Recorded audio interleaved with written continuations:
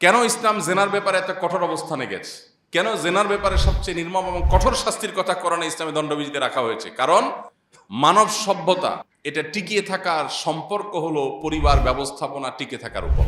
পরিবার ব্যবস্থা যদি ভেঙে পড়ে তাহলে পৃথিবীতে মানব সভ্যতার অস্তিত্ব হারিয়ে যাওয়ার আশঙ্কা তৈরি হবে। পৃথিবীর যে অংশগুলো বিবাহ বহির্ভূত সম্পর্ককে অ্যাপ্রিসিয়েট করে নিয়েছে, তাদের যে করুণ পরিণতি, তাদের যে সন্তান জন্মের হার কমতে কমতে এমন পর্যায়ে চলে গেছে যে একজন বৃদ্ধ মানুষ একটা কুকুরের বাচ্চা সাথে নিয়ে তাকে চলতে হচ্ছে। 7 শ্রেণীর মানুষকে আল্লাহ রাব্বুল আলামিন কিয়ামতের ভয়াবহতম দিনে আরশের নিচে ভিআইপিদের মধ্যে শামিল করবেন, ছায়ায়, আরশের ছায়ায় জায়গা দিবেন। যখন ভয়ঙ্কর গরম এবং উত্তাপ থাকবে, সূর্য ঠিক মাথার উপরে অবস্থান করবে, মানুষ পুড়ে ছাই হওয়ার কথা কিন্তু সেটা হবে না, শুধু কষ্ট এবং আযাবের মধ্যে নিপতিত থাকবে। আল্লাহ তাআলা তখন আরশের নিচে ভিআইপিদের মধ্যে আল্লাহ তাআলা শামিল করে ছায়ায় তাদেরকে শান্ত পরিবেশে রাখবেন। সেই 7 শ্রেণীর মানুষের মধ্যে এক শ্রেণীর মানুষ হলেন ওই মানুষ যারা হারাম রিলেশন করার সুযোগ ছিল, অফার ছিল, কিন্তু সে অফার সে ডিনাই করেছে আল্লাহর ভয়ে। এখন হারাম সম্পর্কের অফার ডিনাই করা, এর যে সৎসাহস, এর যে ইমানি শক্তি, এটা সমাজে এখন অনেকটা হারিয়ে গেছে। আল্লাহ রাব্বুল আলামিন আমাদেরকে হারামের সম্পর্ক থেকে বেঁচে থাকার তৌফিক দান করুন। প্রিয় ভাইরা আমার, আল্লাহ তাআলা কোরআনে কারিমে বলেছেন, ওয়ালা তাকরাবুজ জিনা, তোমরা জিনার কাছেও যেও না, ব্যভিচারের কাছেও যেও না। দেখুন, অনেক হারামের ব্যাপারে আল্লাহ কোরআনে আমাদেরকে সতর্ক করেছেন, অনেক নিষিদ্ধ কাজের তালিকা কোরআনে উল্লেখ আছে, কিন্তু অন্য কোনো নিষিদ্ধ কাজের ব্যাপারে আল্লাহ এভাবে বলেন নাই এই নিষিদ্ধ কাজের কাছেও যেও না। আল্লাহ তাআলা নিষেধ করেছেন, লা তাকসুলুন নাফসাল্লাতী হারামাল্লাহু ইল্লা বিল হক, তোমরা অন্যায়ভাবে কোনো মানুষ, কোনো প্রাণ হত্যা করো না। আল্লাহ পরিষ্কার নিষেধ করেছেন। কিন্তু জেনার ব্যাপারে আল্লাহ তাআলা আমাদেরকে ওয়ালা তাজনু না বলে বলছেন এই আয়াতে, ওয়ালা তাকরাবুজ জিনা, আল্লাহ জেনা করো না এটা না বলে বলছেন জেনার কাছেও যেও না, এবং বলেছেন ইন্নাহু কানা ফাহিশাতান ওয়া সাআ সাবিলা, কারণ জেনা, ব্যভিচার, এটা হলো অশ্লীল এবং নোংরা কাজ এবং নোংরা পথ। এর বিপরীতে বৈবাহিক সম্পর্ক করা, এটা হলো পবিত্রতম পথ এবং উপায়। এই যে আল্লাহ তাআলা আমাদেরকে জেনার কাছেও যেতে নিষেধ করেছেন, এর মানে কি? এর মানে হলো জেনা এমন একটা অপরাধ, এটায় মানুষ পতিত হওয়ার আগে জেনার পরিবেশ, জেনার কাছাকাছি এটা মানুষ চলে যায়, তারপরে একসময় জেনা সে লিপ্ত হয়ে যায়। অর্থাৎ জেনার কাছাকাছি গেলে এরপরে তার জন্য ব্যাক করা, ফিরে আসা সম্ভব হয় না। এজন্য জেনা তো দূরের কথা, তার কাছেও যেন মানুষ যেতে না পারে, ইসলাম বা শরিয়া অনেকগুলো বাঁধ দিয়েছে, অনেকগুলো বাউন্ডারি দিয়েছে, যে আগে থেকে ব্রেক দাও যাতে করে তুমি জেনা থেকে বেঁচে থাকতে পারো। এজন্য দৃষ্টির হেফাজতের নির্দেশ যে করেছে আল্লাহ তাআলা, যে কোরআনে কারিমে বলেছেন, কুল্লিল মুমিনিনা ইয়াগুদ্দু মিন আবসারিহিম ওয়া ইয়াহফাযু ফুরুজাহুম, হে রাসূল ঈমানদার পুরুষদেরকে বলে দেন তাদের চোখ যেন হেফাজত করে। এখন কি চোখ হেফাজত করা কি সহজ না কঠিন? কিরকম কঠিন? নামাজ পড়া এত কঠিন না, রোজা রাখা এত কঠিন না, হজ করা, যাকাত দেওয়া এত কঠিন না, কোরআন তেলাওয়াত এত কঠিন না, যত কঠিন চোখের জেনা থেকে, চোখের গুনাহ থেকে বাঁচা। শরীয়ত যেটাকে যত বেশি ভয়াবহ অপরাধ হিসাবে চিহ্নিত করেছে আজকের পৃথিবীতে, আজকের সভ্যতায়, সেটাকে তত অ্যাগ্রেসিভলি সমাজে পুশ করা হয়েছে। একথা আমরা সবসময় বলার চেষ্টা করি। দেখুন, সোশ্যাল মিডিয়া, অনলাইন, এমনকি অফলাইনে বিভিন্ন নামে, যোগাযোগের নামে, বিনোদনের নামে, টাইম পাসের নামে, বিভিন্ন নামে আজ আমাদের এই চারিত্রিক পবিত্রতাকে নষ্ট করে দেওয়া হয়েছে। নবী করিম সাল্লাল্লাহু আলাইহি ওয়াসাল্লাম বলেছেন, মান ইয়াদমান লি মা বাইনা লিহইয়াইহি ওয়া মা বাইনা রিজলাইহি আদমান লাহুল জান্নাহ, যে ব্যক্তি তার 2 চোয়ালের মধ্যবর্তী অঙ্গ অর্থাৎ মুখ আর 2 পায়ের মধ্যবর্তী অঙ্গ অর্থাৎ তার সম্ভ্রম, ইজ্জত, চরিত্র, এই 2টি অঙ্গকে যে ব্যক্তি সেফ রাখতে পারবে আল্লাহর নিষিদ্ধ পথে ব্যবহার থেকে, নবীজি সাল্লাল্লাহু আলাইহি ওয়াসাল্লাম বলেছেন, এই 2টা দায়িত্ব যদি কেউ নিজের ব্যাপারে নিজে নিতে পারে, আমি তার জান্নাতের দায়িত্ব নিলাম। ভাইরা আমার, এই যুগে আপনার বুজুর্গির, আপনি নেককার হওয়ার, মুত্তাকি হওয়ার সবচেয়ে বড় মার্কা দুটি। এর একটি হলো উপার্জনে হারামের ধারে কাছেও আপনি না যেয়ে অল্পে তুষ্ট থেকে, প্রয়োজনে না খেয়ে থেকে, সামাজিক অবস্থান নিজের একেবারে তলানিতে থেকেও আপনি হারাম থেকে বাঁচার চেষ্টা করেন, এক। আর দুই, নিজের চরিত্রে কোনো প্রকার হারামের লেশ লাগতে দেন না, চরিত্রকে হেফাজত করেন। এই দুটি কাজ আজকের বাস্তবতা যদি কেউ করতে পারে, সে আল্লাহর জমিনে ঈমান এবং পাঁচ ওয়াক্ত নামাজ সহ অন্যান্য ফরজ বিধানগুলো পালন করার পর এই দুটি কাজ করার মধ্য দিয়ে সবচেয়ে নেককার, সবচেয়ে মুত্তাকি, সবচেয়ে পরহেজগার মানুষ। আপনি কতটা মুত্তাকি, আপনি কতটা পরহেজগার, আপনি কতটা আল্লাহ ভীরু, আল্লাহর সাথে সম্পর্ক আপনার কতটা সুনিবিড়, আখিরাতে আপনার অবস্থানটা ঠিক কোন জায়গায়, জান্নাতীদের কাতারে নাকি জাহান্নামীদের কাতারে, আল্লাহর প্রিয় বান্দাদের কাতারে নাকি অপ্রিয়দের, শত্রুদের কাতারে, এটা বোঝার জন্য এই দুইটা মিটার যথেষ্ট।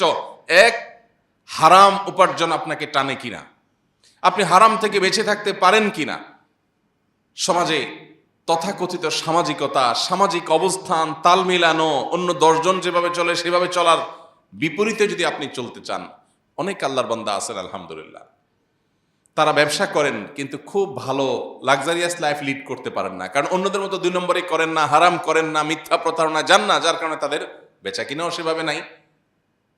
দেখা যায় একের পর এক তারা কোনটা সময় পরিস্থিতি, একের পর এক বিপদ, একের পর এক অর্থনৈতিক চাপ, এটা সামলে সামলে তারা সামনে চলতে থাকে। এটা জান্নাতি মানুষের মার্কা, এটা জান্নাতি মানুষের আলামত। কিয়ামত যত নিকটবর্তী হবে এই মানুষগুলোর সংখ্যা সমাজে কমতে থাকবে। আমরা সেই সময়টা এখন পার করছি। স্রোতের তালেতে গা ভাসানোর মতো মানুষের অভাব নেই।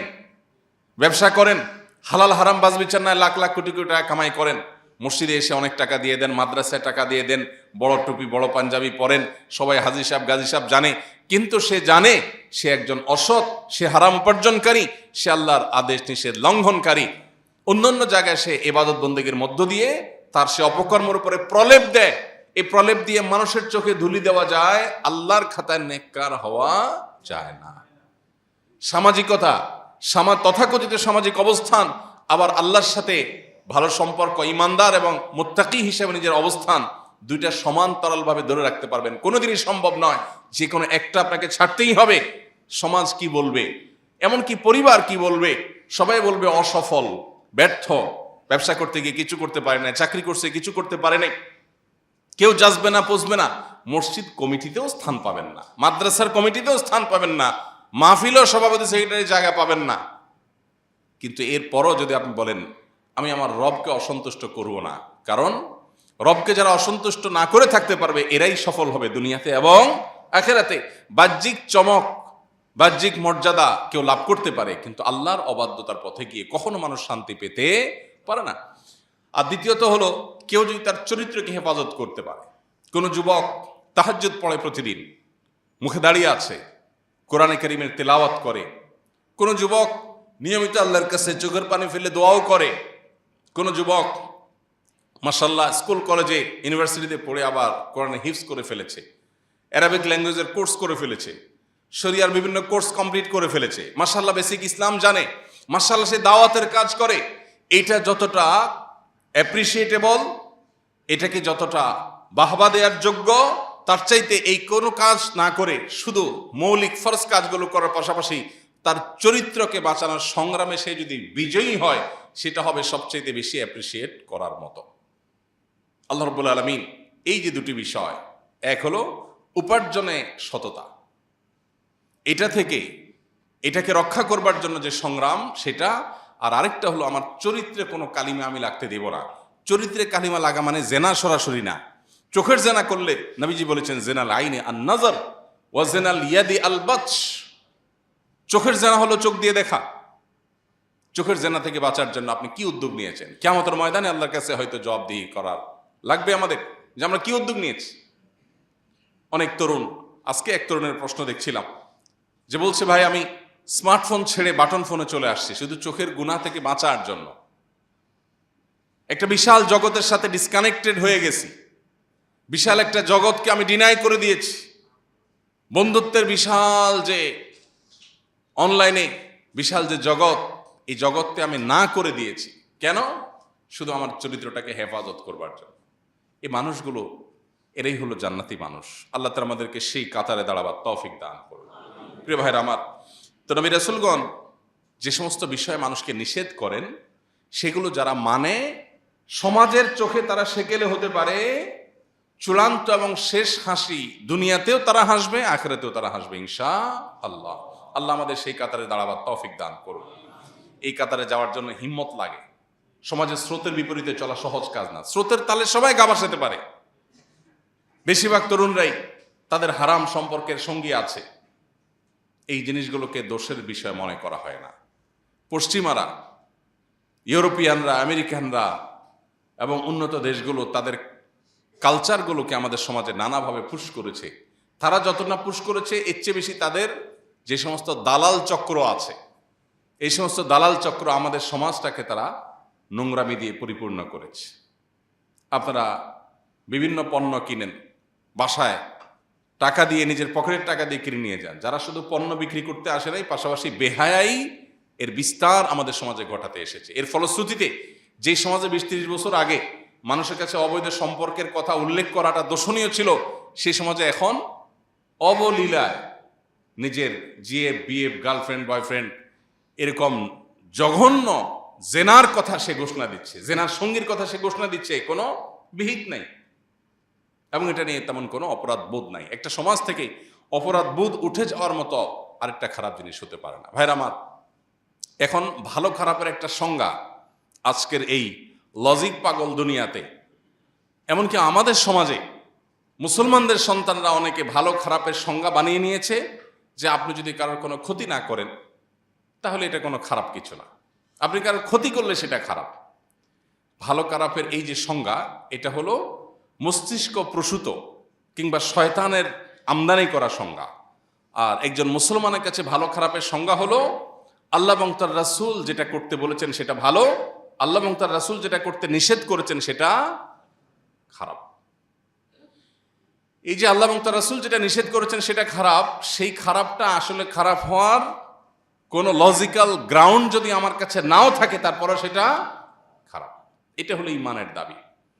মানুষ বিবেক দিয়ে অনেক কিছুকে ভালো মনে করে, একটা সময় সে বুঝতে পারে যে সে যেটাকে ভালো মনে করেছে সেটা আসলে ভালো না, সেটা আসলে খারাপ। এই যে জেনা, এই জেনাকে উন্নত পৃথিবীর উন্নত অংশ, তথাকথিত উন্নত অংশ, তারা এটাকে খুব স্বাভাবিক বিষয় মনে করে যে একজন নারী একজন পুরুষ উভয় যদি প্রাপ্তবয়স্ক হয় এবং সম্মত হয় তাহলে এটা আবার খারাপ হতে যাবে কেন? তারা তো কারোর ক্ষতি করছে না। তারা উভয়ের নিজেরা যদি সম্মত থাকে হারাম রিলেশন করবার জন্য, তাহলে তো তাদের সম্মতি আছে, কেউ কারোর প্রতি জুলুম করছে না এবং অন্য কারোর ক্ষতিও করছে না, তাহলে অসুবিধাটা কোথায়? এই যে একটা ভালো খারাপের সংজ্ঞা তারা বানিয়ে নিয়েছে, আপাত দৃষ্টিতে খুব সুন্দর কথাই তো, চমৎকার কথাই তো, যে সমাজে কারোর কোনো ক্ষতি তো করতেছে না এবং তারা উভয়ের সম্মত, তাহলে এটা খারাপ হতে যাবে কেন? এই যে খারাপের সংজ্ঞা তারা বানিয়েছে, এটার কুফল আজকে তারা হাড়ে হাড়ে টের পাচ্ছে। কেন ইসলাম জেনার ব্যাপারে এত কঠোর অবস্থানে গেছে? কেন জেনার ব্যাপারে সবচেয়ে নির্মম এবং কঠোর শাস্তির কথা কোরআনে ইসলামে দণ্ডবিধিতে রাখা হয়েছে? কারণ মানব সভ্যতা এটা টিকিয়ে থাকার সম্পর্ক হলো পরিবার ব্যবস্থাপনা টিকে থাকার উপর। পরিবার ব্যবস্থা যদি ভেঙে পড়ে তাহলে পৃথিবীতে মানব সভ্যতার অস্তিত্ব হারিয়ে যাওয়ার আশঙ্কা তৈরি হবে। আমরা প্রায় সময় বলার চেষ্টা করি এই বিষয়গুলো বোঝার জন্য। আজকের পৃথিবীতে মানুষের জন্মের হার কমে যাওয়ার যে স্ট্যাটিস্টিক আছে, যে পরিসংখ্যান আছে উন্নত দেশগুলোতে, সেগুলোর দিকে তাকালে দিনের আলোর মতো পরিষ্কার হয়ে যাবে। পৃথিবীর একটি উন্নত দেশ আপনি দেখাতে পারবেন না যে বহির্ভূত সম্পর্ককে অ্যাপ্রিসিয়েট করেছে সেই দেশ, সেখানে মানুষের জন্মের হার স্বাভাবিক বা মানুষের নিড পূরণ করতে পারছে, এরকম দেশ আপনি একটিও দেখাতে পারবেন না। প্রত্যেকটা উন্নত দেশ আজকে তারা সাফার করছে, তাদের প্রজন্মের বিরাট গ্যাপ তারা দেখতে পাচ্ছে যে মানুষের সন্তান জন্ম দেওয়ার টেন্ডেন্সি দূর হয়ে গেছে, কেউ সন্তান জন্ম দিতে চায় না। এবং প্রতিটা উন্নত দেশ, অলমোস্ট 100% বলা যায়, উন্নত দেশগুলো সন্তান জন্ম দেওয়ার জন্য প্রণোদনা ঘোষণা করতে হচ্ছে।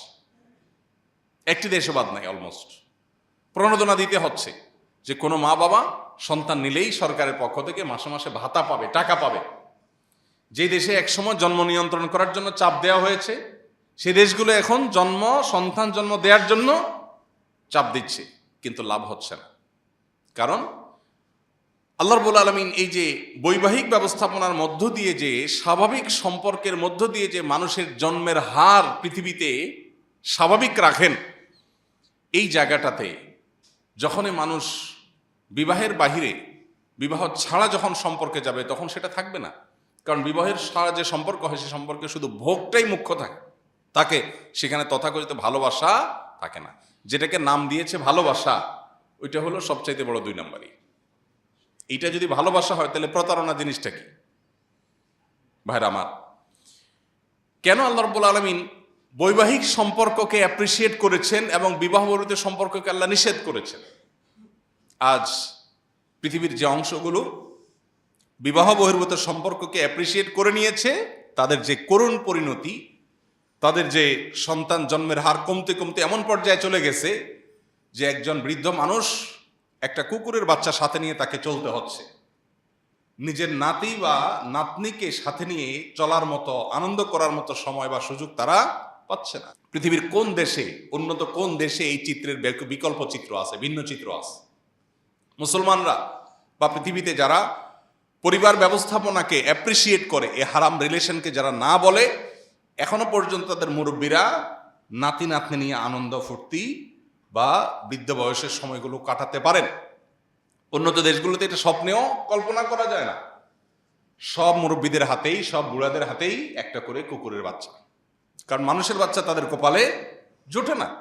এই হারাম সম্পর্ক, এটা থেকে আমাদের বেঁচে থাকার জন্য সংগ্রাম করতে হবে, আমাদের সমাজকে বাঁচাতে হবে এবং তার জন্য বহুমুখী উদ্যোগ নিতে হবে। আল্লাহ তাআলা আমাদেরকে সেই তৌফিক দান করুন। নবীজি সাল্লাল্লাহু আলাইহি সাল্লাম বলেছেন, কোন সমাজে যখন ব্যভিচার, বিবাহ বিরোধী সম্পর্ক যখন ব্যাপক আকারে লাভ করে, আমাদের সমাজে এটা হয়ে গেছে এখন, ব্যাপক আকারে যখন ছড়িয়ে পড়ে এবং অশ্লীলতাকে যখন দোষণীয় বিষয় মনে না করা হয়, তখন সেই সমাজে এমন এমন রোগ ব্যাধি দেখা দিবে, এমন এমন অসুস্থতা দেখা দিবে, মহামারী দেখা দিবে, যেটা ইতিপূর্বে ছিল না। এখন যে সমস্ত রোগ ব্যাধি দেখা দিচ্ছে গোটা পৃথিবীব্যাপী, মানুষ এত সচেতন, মানুষ মেডিকেল সায়েন্সে এত উন্নতি করেছে, অগ্রগতি করেছে, মানুষের স্বাস্থ্য বিবেচনা করে খাবার গ্রহণ করার এই সচেতনতা এত বাড়া বেড়েছে যে আজ থেকে 20 বছর 30 বছর আগেও আমরা আমাদের দেশের প্রেক্ষিতে বলতে পারি যে কোন খাবার হেলদি, কোনটা আনহেলদি, কোনটা হাইজিনিক, কোনটা আনহাইজিনিক, এত কিছু বিবেচনা করার মতো সুযোগ মানুষের ছিল না। কিন্তু এখন মানুষ অনেক হিসাব নিকাশ করে। রোগ কমছে না বাড়ছে? বাড়ছে। নবীজি সাল্লাল্লাহু আলাইহি সাল্লাম বলেছেন, অশ্লীলতা যখন ব্যাপক আকার ধারণ করবে, তখন সমাজে এমন এমন রোগ আসবে যেটা আগে কখনো ছিল না। নবীজি সাল্লাল্লাহু আলাইহি সাল্লামের কথার বাস্তবায়ন আমরা দেখতে পাচ্ছি। এই জন্য এই ব্যভিচারের এই কুফল সম্পর্কে আমাদেরকে সচেতন হয়ে এটা থেকে বাঁচার চেষ্টা করতে হবে। আল্লাহ আমাদেরকে সেই তৌফিক দান করুন। ভাইরা আমার, বিবাহ এবং জেনা একটা হালাল আর একটা হারাম। কেন ইসলাম বিবাহকে হালাল আর জেনাকে হারাম করেছে? একটু আগে যেটা বলছিলাম যে দুজন মানুষ সম্মত, সমাজে কারোর ক্ষতি তারা করছে না, তাহলে সেটা খারাপ হবে কেন? এই যে লজিক, এটা হলো কুফুরের লজিক। আর ইমানের লজিক হলো আল্লাহ নিষেধ করেছেন সেজন্য খারাপ।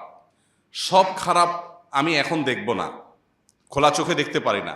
একটা ছোট বাচ্চা টুকটুকে লাল মোমবাতির মাথায় জ্বলা আগুন, এটাতে হাত দেওয়াটাকে সে ভালো মনে করে না খারাপ মনে করে?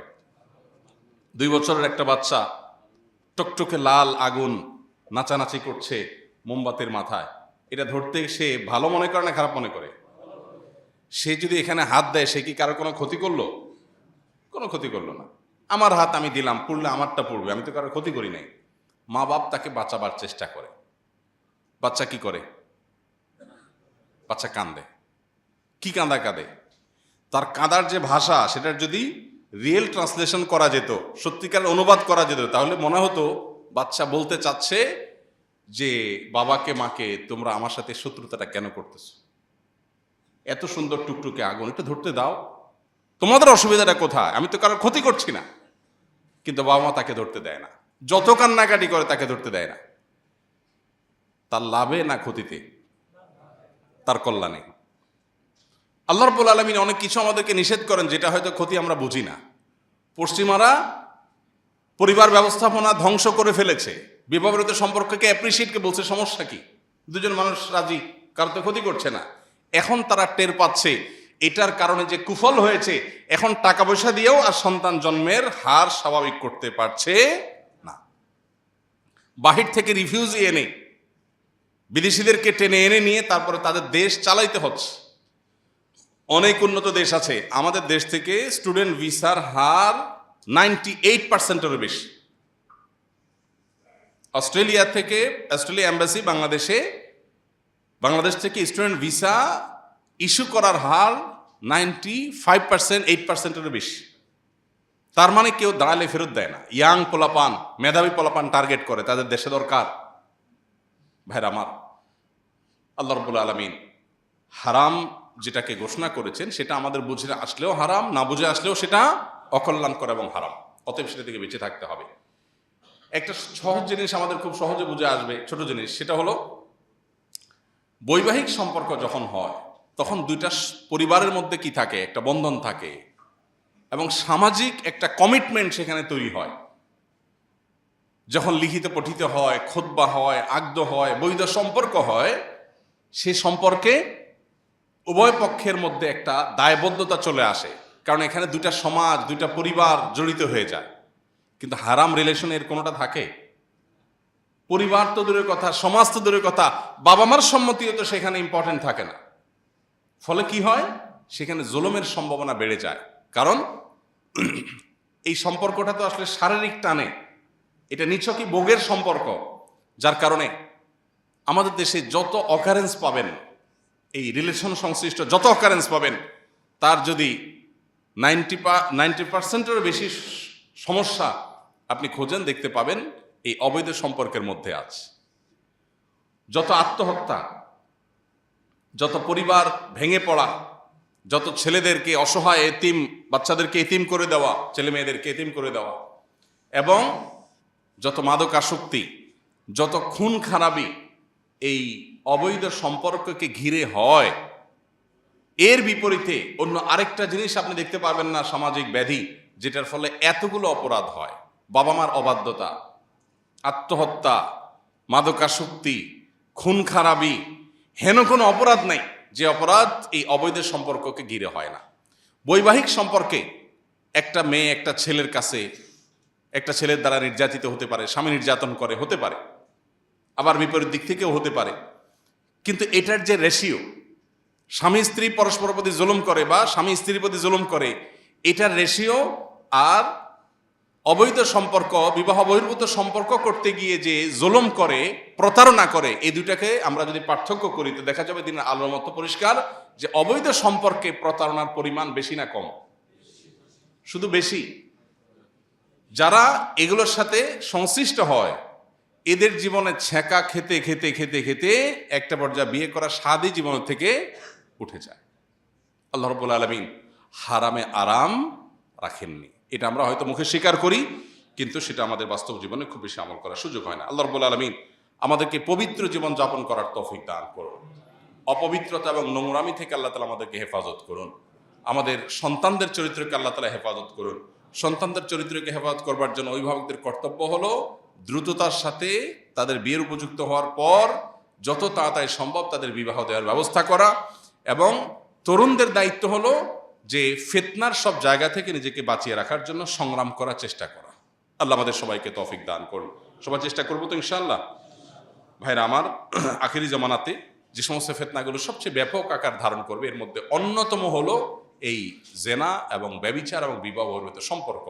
জেনা ব্যভিচার সরাসরি না করলেও চোখের জেনা, এটা এখন ডালবাত হয়ে গেছে এবং এটা কিয়ামতের আলামত। অতএব এখান থেকে বাঁচার জন্য সংগ্রাম এবং চেষ্টা করতে হবে। আল্লাহ আমাদের সবাইকে সেই তৌফিক দান করুন। আমাদের জেনারেশনকে আল্লাহ তাআলা জেনা ব্যভিচার থেকে বেঁচে থাকার তৌফিক দান করুন। জাযাকুমুল্লাহ খাইর। আস-সুন্নাহ ফাউন্ডেশন, উম্মার স্বার্থে সুন্নাহর সাথে।